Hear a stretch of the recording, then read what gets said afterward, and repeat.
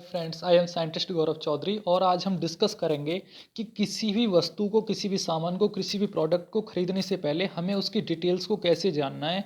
और जो दुकानदार है, जो शॉपकीपर है, वो हमें मूर्ख ना बना पाए कि वो अपने ख़राब सामान को बढ़ा चढ़ा के हमें दे देता है, बोलता है कि इसकी लॉन्ग लाइफ है और इसकी कॉस्ट भी कम है, आप इसे ले जाइए और अच्छा चलेगा। लेकिन पता चलता है बाद में कि वो 1 साल भी नहीं चल पाता, 6 महीने में ख़राब हो लेता है।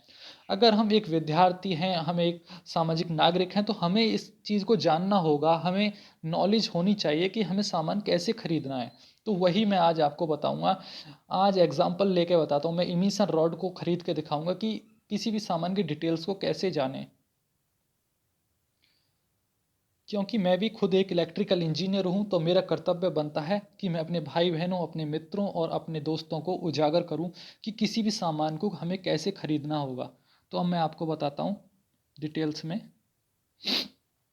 कि सबसे पहले जैसे फ्लिपकार्ट पे इसका एग्जांपल ले लेते हैं इमिशन रॉड का। तो उसकी यहाँ डिटेल्स होगी, यहाँ साइड में कॉर्नर पे डिटेल्स लिख के आता है। तो आप डिटेल्स पे जाएंगे। जैसे ही आप डिटेल्स पे जाएंगे तो आपको यहाँ क्लिक करना होगा। ये जो डिटेल्स है, डिटेल्स पे क्लिक करना होगा। डिटेल्स में क्लिक करने के बाद कुछ ऐसा इंटरफेस खुलेगा। तो जो स्पेसिफिकेशन लिख के आएंगी उसमें देखना होगा आपको कि पावर कंजप्शन क्या है इस इंस्ट्रूमेंट का, जो आप इमिशन रॉड खरीद रहे हैं उसका पावर कंजप्शन क्या है। तो यहाँ पावर कंजप्शन आप देख रहे हैं कि 2000 वाट है। 2000 वाट है। तो जो 1500 से 2000 वाट की लिमिट की पावर कंजप्शन हो के इमिशन रॉड होती हैं वो बहुत अच्छी मानी जाती हैं। उसके बाद आपको कुछ नहीं देखना, ये सब वेस्ट है, ये कुछ नहीं देखना, ये भी नहीं देखना। उसके बाद आपको जाना है कि वो किस मटेरियल की बनी हुई है। तो उसका मटेरियल आपको यहाँ आता है। मटेरियल क्या है उसका, नेक्स्ट व्यू में देखिए। उसका मटेरियल है ट्यूबुलर ब्रास, यानी कि वो ब्रास मटेरियल की बनी हुई है। ब्रास किस चीज़ को कहते हैं हम? कॉपर और जिंक का एक मिक्सचअप एलॉय होता है। एलॉय मीन्स दो चीज़ों को मिला देना, मिक्सअप होता है, उससे बनता है ब्रास। अब ब्रास ऐसा मटेरियल होता है जो कि उसकी लाइफ भी लंबी होती है, यानी लॉन्ग लाइफ होती है। और उसकी जो हीटिंग क्वालिटी है वो भी अच्छी होती है, मीन्स सॉफ्ट होता है और अच्छा माना जाता है ब्रास। और थोड़ा कॉस्टली तो होता है। कॉस्टली, जो चीज़ ज़्यादा कॉस्टली होगी उसकी लाइफ ज़्यादा लंबी होगी, ये कॉस्टली होता है। उसके बाद देखना होगा उस मटेरियल के अंदर, जैसे इमिशन रॉड होती है इस तरीके से होती है ना कुछ। तो इमिशन रॉड के ऊपर प्लेटिंग किसकी, मीन्स परत किस चीज़ की चढ़ी हुई है कि वो गर्म तो हो रही है लेकिन वो रेसिस्टेंस भी तो होना चाहिए कि पानी पे इलेक्ट्रिसिटी ना उतरे, यानी कि हमको झटका ना लगे बिजली का जैसे ही हम गर्म कर रहे हैं। तो उस चीज़ के लिए इस पर प्लेटिंग की जाती है और गर्म, उस पर जंग ना लगने पाए। तो प्लेटिंग की जाती है, निकिल प्लेटिंग, या फिर निकिल की बजाय क्रोमियम की प्लेटिंग करता है कभी कभी। क्रोमियम या निकिल की प्लेटिंग होनी चाहिए। तो हमने देखा ब्रास की बनी हुई होगी या क्रोमियम की बनी होगी, या फिर दूसरी पसंद होनी चाहिए। सबसे पहले ब्रास हमारी फेवरेट पसंद होनी चाहिए। दूसरा हमारा पसंद होना चाहिए स्टील और आयरन वाली चीज़ होनी चाहिए, या स्टील और कॉपर। यहाँ जहाँ ब्रास लिखा हुआ है यहाँ कभी कभी वो स्टील और कॉपर वाला भी देता है।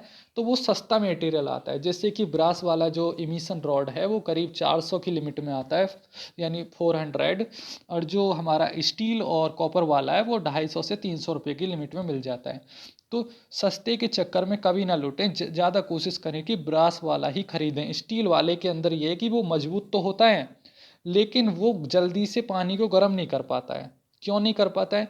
क्योंकि उसका जो रेसिस्टेंस होता है, स्टील का प्रतिरोध, वो कम होता है ब्रास के मुकाबले। जो ब्रास का रेसिस्टेंस है, जो ब्रास का प्रतिरोध है वो ज़्यादा होता है। प्रतिरोध ज़्यादा होने के कारण जो फ्लो ऑफ इलेक्ट्रॉन्स हैं, यानी फ्लो ऑफ करंट है। जैसे कि मैं आपको दो एग्जांपल ले लेता हूँ।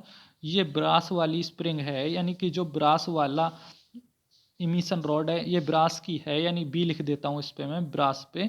दूसरी ले लेता हूँ मैं स्टील वाली, जो स्टील और कॉपर का मिक्सचर है। कॉपर दोनों में ही मिलेगा लेकिन एक में कॉपर के साथ जिंक मिलेगा, एक में कॉपर के साथ स्टील मिलेगा।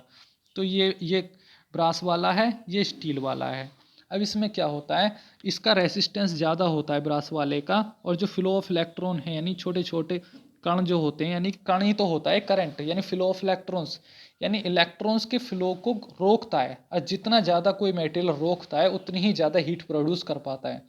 अब इसके अंदर रेसिस्टेंस कम होता है, स्टील के अंदर रेसिस्टेंस कम होता है ब्रास के मुकाबले, इसलिए करंट का विरोध कम कर पाता है, करंट का विरोध कम कर पाता है और इसमें करंट आसानी से फ्लो हो जाता है और इसीलिए ये किसी पानी को जल्दी से गर्म नहीं कर पाता।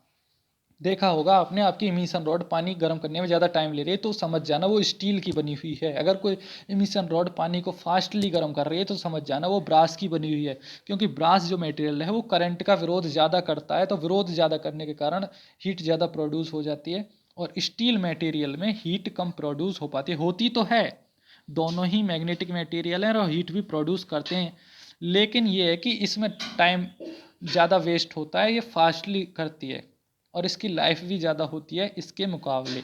अब बात करें कि मजबूत ज़्यादा कौन होती है, मजबूती में स्टील वाला जो होता है वो ज़्यादा हार्ड होता है और ब्रास वाला थोड़ा सॉफ्ट होता है। इसकी सिक्योरिटी ज़्यादा रखनी होती है कि ये गिर गिर जाती है तो टूटने का खतरा रहता है, यानी टूटती तो नहीं है लेकिन ख़राब होने का खतरा रहता है, जबकि स्टील वाली थोड़ा मजबूत होती है। लेकिन मेरी जो सजेशन होगा वो यही होगा कि हमेशा ब्रास वाला मटेरियल ही खरीदें, क्योंकि ब्रास का रेसिस्टेंस अच्छा होता है। सबसे पहले अगर आप इलेक्ट्रिकल इंजीनियर हैं या आप साइंस के स्टूडेंट हैं, आप सामाजिक नागरिक हैं, सोशल सिटीजन भी हैं, तो आपको ऐसा मटेरियल खरीदना चाहिए। अगर इलेक्ट्रिकल मटेरियल यानी विद्युत का जो भी सामान, बिजली का सामान खरीदने जा रहे हैं, उसका रेसिस्टेंस चेक करें। सबसे पहले रेसिस्टेंस चेक कर लिया, उसके बाद उसकी पावर कंजप्शन चेक करें। अगर हीटिंग मटेरियल है तो पावर कंजप्शन उसका 1500 से 2000 की लिमिट में होना चाहिए। तीसरा, उसकी पावर रेटिंग में करंट रेटिंग और वोल्टेज रेटिंग चेक कर लें। चौथा, उसकी कंपनी चेक करें। कंपनी सजेशन करना चाहूँगा कि अच्छी कंपनी का ही मेटेरियल खरीदें। अब मैं कंपनी का नाम तो नहीं लूँगा, लेकिन अच्छी कंपनी का नाम मेटेरियल खरीदें। जितनी ज़्यादा अच्छी कंपनी होगी वो मेटेरियल अच्छा यूज़ करती है, हाई क्वालिटी का मेटेरियल।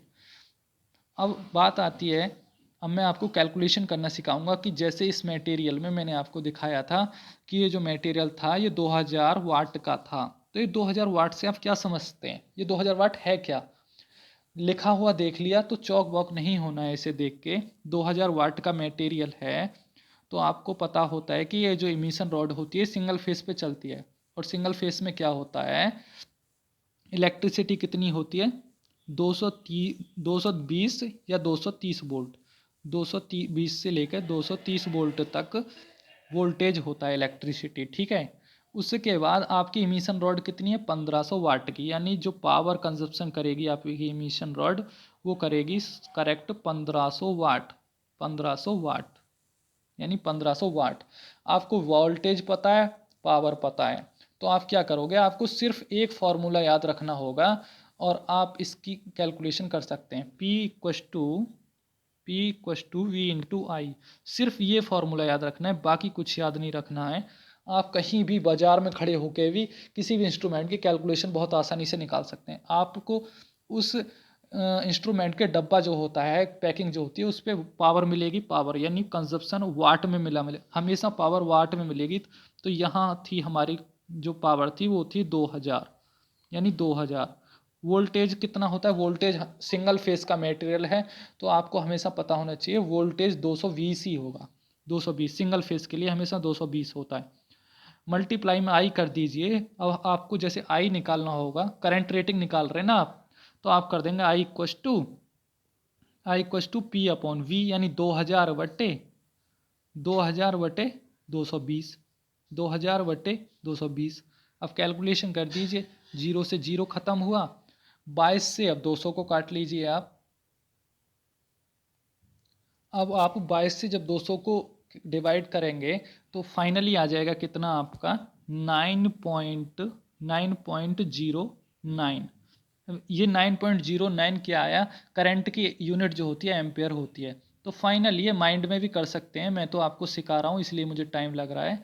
कि सबसे पहले मैंने बताया था कि आपको P = V/I फार्मूला पता होना चाहिए। पावर पैकिंग के डिब्बे पे लिखी हुई होते, पीछे लिखा होगा पावर कंजप्शन करके, जितनी भी पावर होगी, किसी पर 1000 होती है, 1000 वाट, 1000 वाट, किसी पर 2000, किसी पर 3000, अलग अलग लिखी हुई होती है। किसी भी इंस्ट्रूमेंट की सेम नहीं होती है, अलग अलग डिफरेंट होती है। हमेशा जो सिंगल फेस के इंस्ट्रूमेंट होते हैं उनके लिए वोल्टेज जो होता है, वोल्टेज 220 वोल्ट लिया जाता है और ऐसे मल्टीप्लाई में लिख देते हैं, पावर की वैल्यू यहाँ लिख देते हैं, वोल्टेज की यहाँ लिख देते हैं, करंट की यहाँ आई लिख जाता है। अब फिर लिख देते हैं I equal to P upon V. Finally P upon V करके 2000/220 हो जाएगा, जो हम इमिशन रॉड का निकाल रहे हैं, इसका जो खरीदी है। तो यहाँ आ जाएगा करंट 9.9 एम्पेयर। अब करंट का पता चल गया, वोल्टेज आपका 220 है। आप प्रतिरोध का पता आसानी से लगा सकते हैं। प्रतिरोध का फॉर्मूला क्या होता है, ओम्स लॉ से लिया है हमने, I equal to V upon R. अब ये formula I equal to V upon R होता है, तो इसको ऐसे भी तो लिख सकते हैं ना हम फॉर्मूले को, R equal to V upon I. इस तरीके से लिख दें R equal to V upon I, तो तब भी ओम्स लॉ ही रहेगा। तो फाइनली रेसिस्टेंस का पता अब चलेगा, तो आर इक्वल टू लिखो, R equal to current, voltage कितना है आपका 220। फाइन, वोल्टेज हमेशा कांस्टेंट सिंगल फेस के लिए 220, ना इससे ज़्यादा ना कम, ठीक है। अब कभी भी सिंगल फेस के इंस्ट्रूमेंट ले रहे हैं, डबल फेस के लेंगे तो 440 हो जाएगा। करंट कितना था आपका 9.09। जब आप इसको डिवाइड करेंगे 220 को 9.09 से, तो मैंने पहले ही कर रखा है, तो इसका आंसर आ जाता है 24 ओम, यानी 24 ओम। तो आपको पता चला, जो आपने ऊपर इमिशन रॉड देखी थी उसका प्रतिरोध है 24 ओम। तो 24 ओम का मतलब वो अच्छी क्वालिटी का है, यानी कि उसमें लॉस भी कम होगा पावर का, और हीट भी अच्छी दे पाएगा, हीटिंग एलिमेंट अच्छा है, यानी 24 ओम। अब आपको दोबारा से दिखाई देता हूँ कि किसी भी इंस्ट्रूमेंट को मार्केट में जल्दी से कैसे पता करें। सबसे पहले P equal to V into I formula लगाएं, उसकी कंजप्शन रेटिंग उसके डिब्बे पे होगी, कंजप्शन रेटिंग को पुट करें, वोल्टेज 220 हमेशा, वोल्टेज हमेशा 220 लें, डिवाइड करके करंट निकाल लें। करंट के बाद R equal to V upon I फॉर्मूले में रख दें, वोल्टेज 220 रखें, करंट की वैल्यू रख दें, उसके बाद आपको प्रतिरोध की वैल्यू पता चल जाती है। बहुत आसान है ये। अगर आपको समझ नहीं आएगा तो मुझे इस पर कमेंट करें। और अब जो ऊपर देखा था हमने, ये जो वाला इंस्ट्रूमेंट देखा था इमिशन रॉड, इसका देखिए आपको प्रतिरोध पता चल गया। सबसे पहले किसी भी चीज़ को खरीदने, ऐसे जो जो हमें हीटिंग एलिमेंट होते हैं उनका प्रतिरोध की वैल्यू ज़्यादा होती है उनके केस में। अगर हम नॉर्मल चीज़ खरीदने जा रहे हैं, जैसे बल्ब है, बल्ब वगैरह है, तो उनमें मैं दूसरी चीज़ बताऊंगा, फ़ैन है तो उसमें भी बताऊंगा। लेकिन जब भी हम ऐसा मेटल खरीदें जिससे हमें हीट प्रोड्यूस करानी है, यानी हमें कुछ गर्माई देनी है, गर्मा गर्म चीज़ बनानी है उससे, तो हमें उसका प्रतिरोध चेक करना होगा। कभी भी किसी भी चीज़ का प्रतिरोध जरूर चेक कर लें। हीटिंग एलिमेंट का प्रतिरोध हाई हो तभी खरीदें, यानी प्रतिरोध ज़्यादा होना चाहिए हीटिंग एलिमेंट का। अगर किसी हीटिंग एलिमेंट का प्रतिरोध कम होता है तो वो एलिमेंट अच्छा नहीं माना जाता, क्योंकि वो लॉस ज़्यादा करता है, यानी घाटा करता है, बिजली का यूनिट ज़्यादा बनाता है, और गर्म पानी वानी को कुछ भी खाना बना रहे हैं तो ज़्यादा टाइम में गर्म कर पाता है, इसीलिए हमारी यूनिट ज़्यादा बन जाती हैं। कभी भी कोई भी एलिमेंट खरीदें, ज़्यादा प्रतिरोध का खरीदें, वो इतना ही फास्ट काम करेगा, और फास्ट करेगा तो यूनिट कम बनाएगा। Thank you so much for watching this video. ऐसी वीडियो के लिए चैनल को लाइक करें, सब्सक्राइब करें।